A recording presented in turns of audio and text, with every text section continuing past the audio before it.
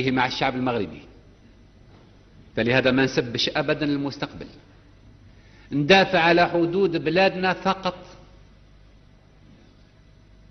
ندافع على حدود بلادنا فقط، ونقولوها بكلمات بسيطة، بكلمات واضحة. أما بالنسبة للشعب المغربي المدفوع المغلوب على أمره، اللي هو مدفوع في سياسة الهروب إلى الأمام، علينا نحن كأبناء شعب خارجين من صلب هذا الشعب، خارجين من صلب هذا الشعب، ومناش مبعوثين من السماء، مناش مبعوثين من السماء، أن ننظر دائما للمستقبل. وحتى القوات المسلحة المغربية نقول لها قد يزج بك مرة أخرى في سياسة هي ليست في صالح المغرب، هي ليست في صالح المغرب، وليست في صالح الشعب المغربي. هذه القوات المسلحة نتمنى أن تنظر وأن تفكر فيما حولها، بالناس اللي راها تقتل فيهم هم ناس عرب ومسلمين، وأن الشيء اللي راه يطلب منها ملك البلاد هو أن تعتدي على حرمة وعلى وحدة بلد شقيق. فنتمنى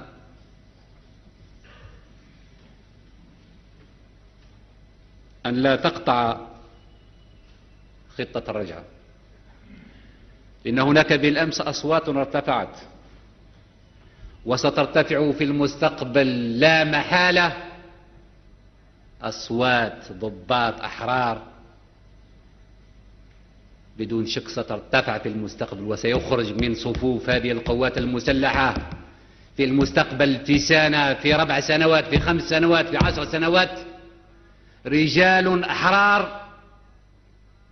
يحررون المغرب، الشعب المغربي، من العبودية ومن الاستغلال ومن السيطرة البشعة، ومن السيطرة البشعة. هذه الإخوة بعض الأفكار وبعض التوضيحات اللي كان بودي أن أقولها، أو اللي ما كانش بودي أن نقولها لو ما تفرضتش علينا الأمور فرضا. لا يمكن أن نبقى ساكتين في الوقت اللي الواحد يقول لك أنا جاي نضربك في بلادك،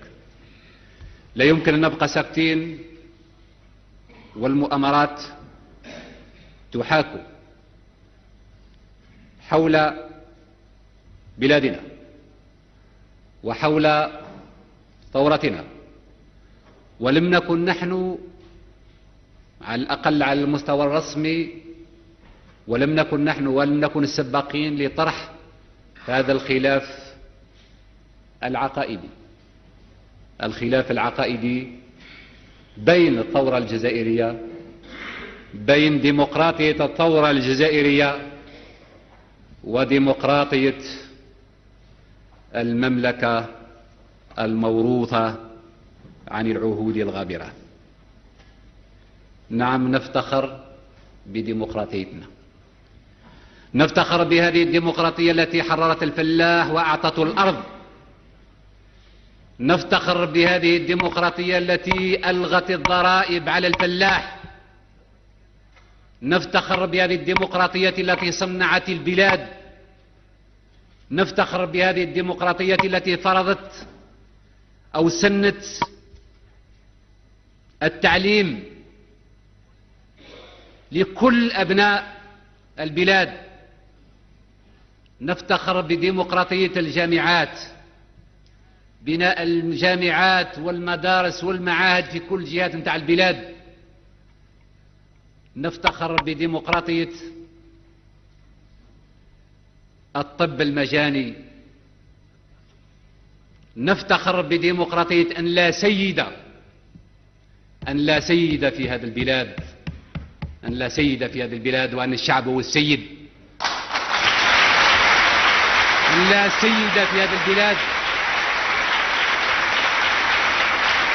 وأن الشعب هو السيد. نعم، استمعنا يتكلم وقال لك ديمقراطية أو ديكتاتورية الحزب الواحد. نفتخر بكل الشيء اللي نعملوا فيه، وشعبنا يفتخر،